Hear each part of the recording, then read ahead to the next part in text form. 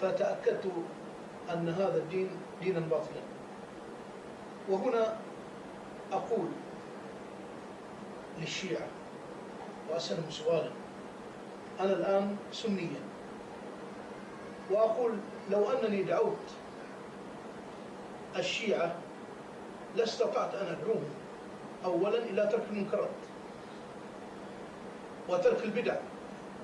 ولا يخفى عليكم أيها الشيعة أن هذا الدين كله بدع وكله منكرات، وهو بعيد أشد البعد عن دين الله سبحانه وتعالى. فلو سألت الآن شيعيا وقلت له أنا الآن سني، إلى ماذا تدعوني؟ إلى ماذا تدعوني؟ هل تدعونني لأن أصلي 3 صلوات في اليوم فأكون شيعيا؟ هل تدعوني إذا أردت أن أدعو الله سبحانه وتعالى وأقول يا الله لابد لأن أكون مسلما أن أقول يا علي ويا حسين وأدعو غير الله سبحانه وتعالى؟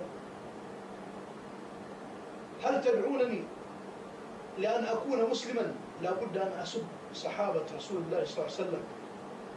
هل تدعونني لأن أكون مسلما أن أدخل هذه المآتم وهذه الحسينيات وأضرب على صدري وأضرب بالسيف حتى أكون مسلما؟ ولكنني أستطيع أن أدعوكم، أستطيع أن أدعوكم إلى ما لا تستطيعون أن تدعونني إليه.